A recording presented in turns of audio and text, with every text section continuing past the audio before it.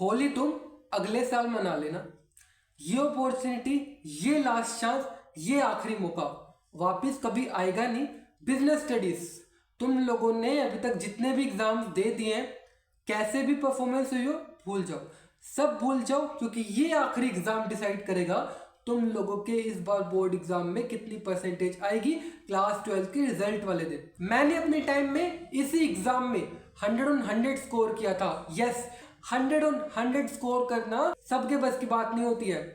कैसे किया था, रिवीजन डेज में मेरी क्या स्ट्रेटेजी थी, और मैंने अपने टाइम में गैप डेज को कैसे यूटिलाइज किया था, तुम लोगों के साथ सब कुछ शेयर करने वाला हूँ। इस लिमिटेड टाइम में तुम लोगों का क्या अप्रोच रहना चाहिए बिजनेस स्टडीज में 100 on 100 स्कोर करने के लिए। आखिरी बॉल पर ही बाजी पलटी जाती है क्रिकेट और बोर्ड एग्जाम्स में।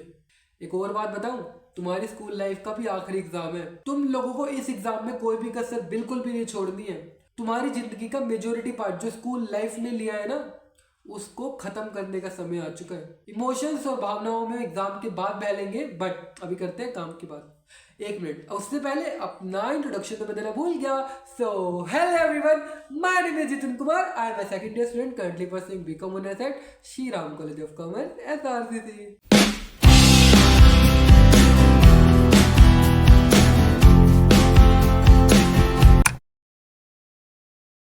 वीडियो शुरू करूं उससे पहले एक सबसे बड़ा सरप्राइज लॉन्च कर देता हूं। रिसोर्स मटेरियल बिजनेस स्टडी के लिए स्पेसिफिकली। रिसोर्स मटेरियल में तुमको क्या मिलेगा, सुनो। 18 पास्ट ईयर क्वेश्चन पेपर्स, साल 2023 के जितने भी क्वेश्चन पेपर, जितने भी different sets all over India आए थे, with solutions, with answer keys. Yes, साल 2023 के 18 क्वेश्चन पेपर्स मैं अपनी तरफ से तुम लोगों को प्रोवाइड कर रहा हूं। यही नहीं, उसके साथ एक एक्सेल शीट भी मैं प्रोवाइड कर रहा हूं, जिसमें डिटेल चैप्टर के नाम के सामने तुमको वीडियो की लिंक भी मिल जाएगी। मतलब एक प्लेलिस्ट टाइप की एक एक्सेल शीट है।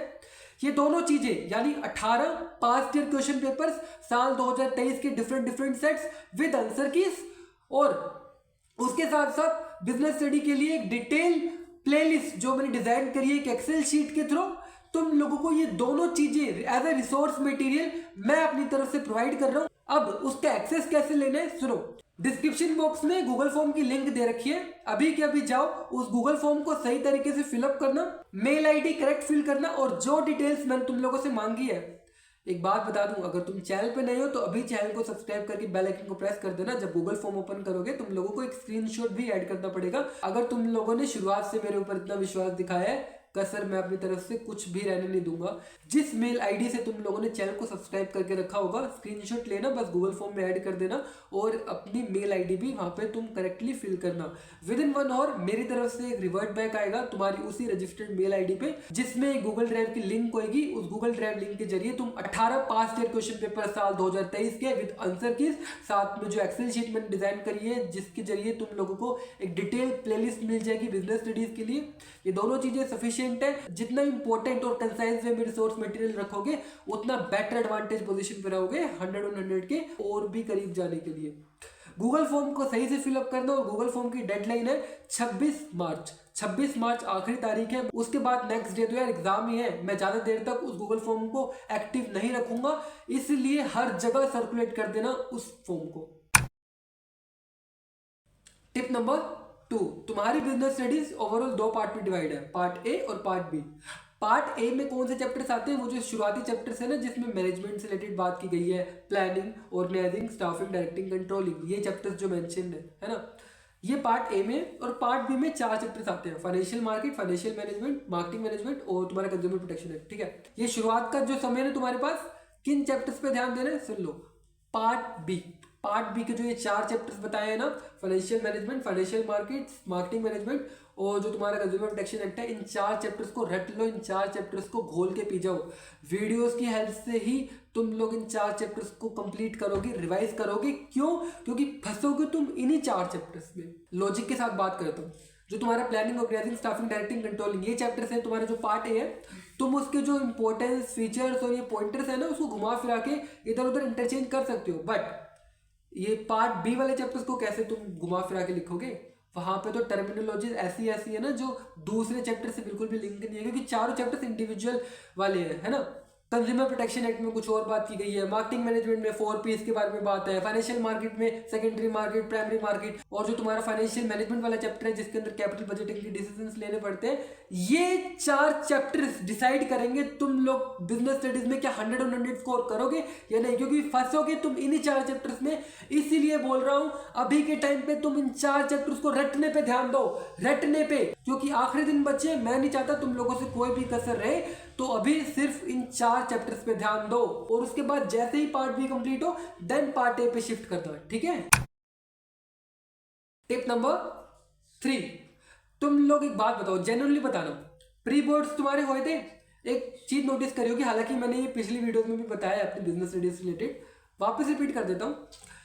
कंटेंट हमेशा कम पड़ता है। जब भी हम आंसर लिखने बैठते हैं ना, कभी कभार मार्क्स के अकॉर्डिंग ना हमको लगता है हमने तो उतना आंसर की क्वांटिटी लिखी ही नहीं जितने का क्वेश्चन वो पूछ रखा है, यानी कि 6 नंबर का अगर क्वेश्चन आ गया लॉन्ग फॉर्मेट में और तुम लोगों ने सिर्फ कुछ ही डिटेल मेंशन करी, अंदर से लगता है ना यार और के कंटेंट क्या लिखे। मैंने जब 100 on 100 स्कोर किया था ना, मैंने क्या ट्रिक अपनाई थी सुन लो। मैं क्या करा करता था, रियल लाइफ एग्जांपल अपनी क्रिएटिविटी का इस्तेमाल करके डाल देता था। एग्जांपल के साथ समझा देता हूँ, चाहे सपोज क्वेश्चन आया हुआ है कंट्रोलिंग से रिलेटेड, ठीक है, कंट्रोलिंग की डेफिनेशन पूछे और कंट्रोलिंग की इंपॉर्टेंस पूछे लॉन्ग क्वेश्चन में। मैंने सपोज डेफिनेशन डाल दी और इंपॉर्टेंस में भी 2-3 पॉइंट्स डाल दिए। अब मेरे को कमी लग रही है, मैं कंटेंट को कैसे फिलअप करूं? मैं इस क्वेश्चन की लेंथ बढ़ाने के लिए पता क्या करता, एग्जाम्पल डाल देता। एग्जाम्पल किस तरीके से डालना है सुनो, कंट्रोलिंग से रिलेटेड क्वेश्चन पूछ रखे हैं ना, और इसकी इंपॉर्टेंस कैसे हाईलाइट होगी जब उन एग्जाम्पल जो लिखने वाले हैं वो डेफिनेशन और इंपॉर्टेंस से रिलेटेड हो। सपोज एबीसी लिमिटेड एक मैन्युफैक्चरिंग कंपनी है जिसने ना डिसाइड करा है कि हम लोग एक दिन में 300 यूनिट्स प्रोड्यूस कैसे भी करेंगे, ये उनका प्लान्ड आउटपुट है, ठीक है। अब जब एक्चुअल में मेजर किया गया ना तो उनका आउटपुट निकल के आ गया था सिर्फ और सिर्फ 250 यूनिट्स। डेविएशन कितने का हुआ? 50 यूनिट्स का ना। अब खुद एज्यूम करने की कोशिश करो, कंपनी सोच रही है हम 300 यूनिट्स कुछ भी करके अचीव करेंगे कि हम प्रोड्यूस करें एक दिन में, और दूसरी तरफ सिर्फ 250 यूनिट्स ही बन रही है, यानी कि 250 यूनिट्स बन रही है। 50 का डेफिशिएंट किस रीजन से आ सकता है?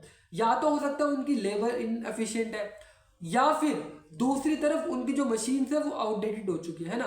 बस ये जो तुमको एक छोटा सा केस बताया है ना, इसको ही एग्जाम्पल में डालना है, क्वेश्चन की लेंथ भी बढ़ जाएगी, इंपॉर्टेंस भी तुम लोगों ने उसी एग्जांपल के जरिए हाईलाइट कर दी, और तुम लोगों ने कंट्रोलिंग की डेफिनेशन भी बता दी, comparing planned output with actual output. यही तो कंट्रोलिंग की डेफिनेशन थी जो तुमने इस एग्जांपल के जरिए शो कर दी। अब बताओ एग्जामिनर नंबर कहां काटेगा? खेलो खेलो दिमाग से। टिप नंबर 4, बात करते हैं बिजनेस स्टडीज से रिलेटेड कुछ प्रेजेंटेशन टिप्स के बारे में। कभी भी बिजनेस स्टडी में अपने आंसर को पैराग्राफ में मेंशन नहीं करना होता। पैराग्राफ में जब हम आंसर्स को मेंशन करते हैं ना तो एग्जामिनर के सामने गलत इंप्रेशन पड़ता है। हमेशा बिजनेस स्टडीज में पॉइंटर्स में ही अपने आंसर्स को लिखा जाता है। कोई एक छोटा सा पॉइंटर उठाया, वो लिखा और उस पॉइंटर को थोड़ा सा एक्सप्लेन कर दिया, इस तरीके से आंसर्स को लिखा जाता है। बिजनेस स्टडीज के एग्जाम में जितनी पिक्चर, जितनी क्रिएटिविटी शो करने की कोशिश करोगे उतनी तुम एडवांटेज पोजीशन पे रहोगे। और लास्ट में अगर मैं बात करूं तो बिजनेस स्टडीज में की टर्म्स और कीवर्ड्स, इनको हाईलाइट करना जरूरी है, क्योंकि एग्जामिनर के सामने इतनी सारी कॉपीज आएंगी, सारी कॉपीज थोड़ा चेक करने बैठेगा, उसके बाद इतना टाइम थोड़ी ना। एग्जामिनर सिर्फ आंसर में की टर्म्स और कीवर्ड्स ढूंढता है, तो तुम लोगों को इस पार्ट को भी बिल्कुल भी इग्नोर नहीं करना है। हालांकि तुमको मैंने ये शॉर्ट में बताया, बट आने वाले टाइम में मैं प्रेजेंटेशन से रिलेटेड एक डिटेल वीडियो पोस्ट कर दूंगा इस यूट्यूब चैनल पे। तुम्हारी जिम्मेदारी बनती है, अगर तुमने चैनल को सब्सक्राइब नहीं किया तो चैनल को अभी कभी सब्सक्राइब करके बेल आइकन को प्रेस कर देना, ताकि तुम लोगों से प्रेजेंटेशन टिप्स वाली वीडियो बिल्कुल भी मिस ना हो। इस वीडियो की आखिरी टिप यानी कि टिप नंबर 5 जो है केस स्टडी से रिलेटेड। तुम अपने एग्जाम में जहां मार्क्स कटवाओगे वो है केस स्टडी बेस्ड क्वेश्चन। अभी ही क्लियर कर देता हूं, केस स्टडी को सॉल्व करने का तुमको करेक्ट अप्रोच बिल्कुल भी नहीं पता। ये फैक्ट है, ये ट्रू है। मैंने अपने टाइम में थोड़ा समय लिया था ये जानने में कि केस स्टडीज को सॉल्व किस तरीके से किया जाता है। 2 अप्रोच होते हैं, हालांकि इससे रिलेटेड मैं एक और वीडियो चैनल पे पोस्ट करूंगा। 2 वीडियोस बिजनेस स्टडी से रिलेटेड हालांकि मेरे को भी पोस्ट करनी है। तुम्हारी की केस स्टडी को थोड़ा अच्छे ढंग से और समझा दूंगा विद एग्जांपल, और जो ये प्रेजेंटेशन टिप्स है वो भी। तो इन दोनों वीडियोस का प्लीज वेट करना। लेकिन अब ये वीडियो के आखिरी पार्ट तक तुम आ ही चुके हो, तो थोड़ा सा मैं तुमको बता देता हूँ केस स्टडी जब भी तुम्हारे सामने आया करे ना, उसमें प्रैक्टिकली अपने आप को उस केस स्टडी के मेन कैरेक्टर की जगह रख के इमेजिनेशन और दिमाग का इस्तेमाल करके उस केस स्टडी को सॉल्व करने की कोशिश किया करो। और दो अप्रोच कौन से हैं, एक होता है प्रॉब्लम बेस्ड अप्रोच, एक होता है सोल्यूशन बेस्ड अप्रोच।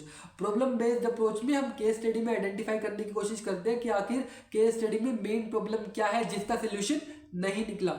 जो मेन प्रॉब्लम होगी उससे रिलेटेड फिर जो मैनेजमेंट का फंक्शन होगा वो तुम लोगों को मेंशन करना होगा, वही उस केस स्टडी का करेक्ट आंसर होगा।